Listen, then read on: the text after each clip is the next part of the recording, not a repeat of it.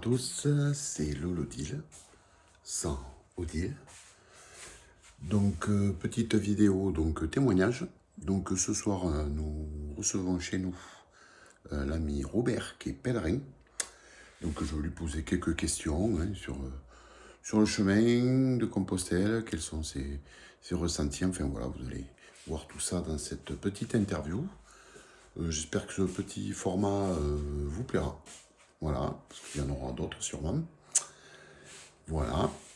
Et donc, ce matin, j'ai fait ma deuxième infiltration, plus qu'une, et ce sera le retour à la nature pour les vidéos en rando. Voilà. Donc, bonne interview, à très bientôt, à ciao les amis.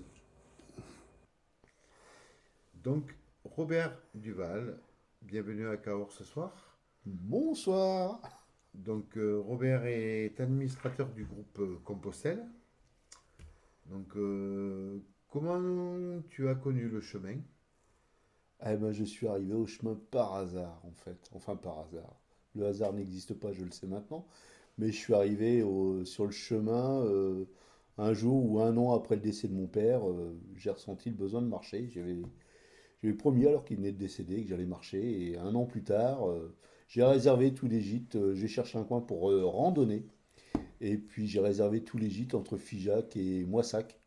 Et puis là, j'ai vu des gens super sympas qui marchaient avec une coquille sur le sac à dos. J'avais même pas notion d'être sur le chemin de Compostelle. J'étais un vrai randonneur. Et donc, ben voilà, je suis arrivé à Moissac. Et puis, ça, c'était en octobre 2017. Et puis, ça a fait son chemin. Je me suis inscrit sur la page Compostelle, page Facebook Compostelle. Et puis, j'ai lu les marches de pèlerins, j'ai vu les photos, ça m'a inspiré. Et puis bah, je suis parti, j'ai réservé au mois de mars, je suis parti le 15 mars du Puy-en-Velay. Alors j'ai réservé tous les gîtes évidemment parce que j'avais peur de ne pas être hébergé. Bon, et en plus c'était un petit peu l'hiver, il faisait un peu froid, il y a eu du -20 par moment, enfin, mais c'était une belle aventure. Et je suis arrivé à Cahors le 1er avril. Entre-temps, j'avais connu un, m'a dit sur Facebook, et puis m'a dit quand il m'a vu arriver, il m'a fait «Eh, Robert, il me connaissait, hein. Et puis il m'a dit, il m'a regardé, et puis il a dit toi tu vas finir à Santiago. Moi j'ai dit ouais c'est ça, rigole. Et donc un mois et demi après j'étais revenu à Cahors et je repartais de Cahors jusqu'à Saint-Jean-Pied-de-Port. Je me suis blessé au pied, mais bon, j'ai insisté, je suis revenu l'été aussi.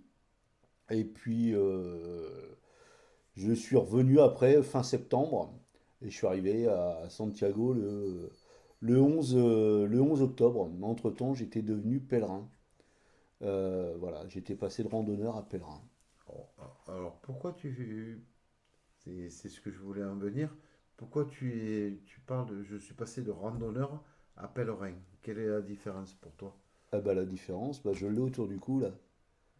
Oui, Voilà, la différence c'est que enfin pour moi, hein, bien sûr, voilà, oui, hein, oui, c'est propre à chacun. chacun il va de sa façon Hmm. sur le chemin, mais moi j'étais venu vraiment dans l'optique de marcher, d'être dans la nature, et puis voilà, et puis c'est devenu un chemin de transformation, après un chemin de foi, et voilà, donc D'accord.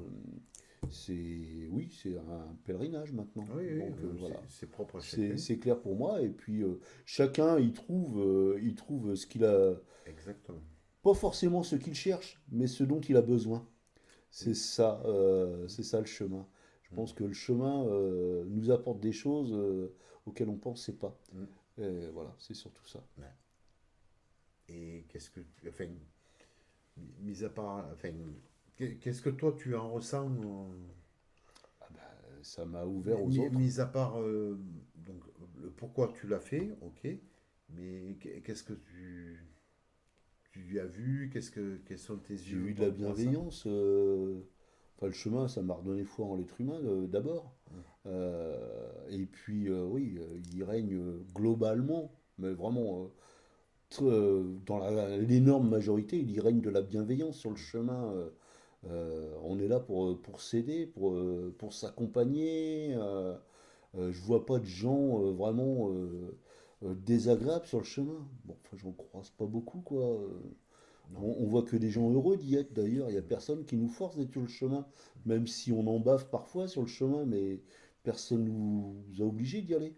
Et ouais, enfin moi ça m'a redonné foi en l'être humain. Et je me suis dit, ça a changé plein de choses dans ma vie. Je me suis dit que bah non, on n'est pas obligé de passer sa vie à lutter contre des choses qui nous plaisent pas. Il faut des fois changer. Et le chemin m'a permis d'enlever des barrières. Et les barrières les plus lourdes, les plus difficiles à déplacer, sont celles qu'on se met soi-même. Et bah, c'est le chemin qui m'a permis de faire tout ça. Et d'avancer dans ma vie. Je vais pas tout vous raconter. Non, non, c'est pas le but. C'est juste un témoignage. Voilà. Et donc, du coup, tu recommandes aux gens Ah ben je d'y aller. recommande moi, enfin je suis pas conseillère, Non, non, mais sans être conseiller, parce qu'on n'est pas là moi on n'est pas agence de voyage pour je dire pense ouais, vas-y, ouais. allez-y ou n'importe quoi. Mais je pense que quand on vient sur le chemin, ce n'est pas par hasard, Ah non. et que quand on y est, eh ben tant qu'à faire, autant se mettre à être ouvert, à être à l'écoute des signes du chemin, des rencontres qu'on y fait. Il n'y a aucune rencontre qu'on fait sur le chemin par hasard. Et s'il se passe quelque chose sur le chemin, une blessure, n'importe quoi, ça amène toujours quelque chose. Si on ne trouve pas un hébergement à tel endroit, mais il y a une porte qui s'ouvre ailleurs. Et c'est la porte qu'il nous fallait. Donc oui, je pense que ouais, le chemin, faut être à l'écoute quoi, quand on arrive sur le chemin. Faut être à l'écoute des signes du chemin. Eh bien, écoute, merci beaucoup de ton témoignage. Merci Laurent. Et puis écoute, bon chemin à toi. Mais oui, bon chemin de vie à tous. Merci, ciao. Bisous à tous, bonne soirée.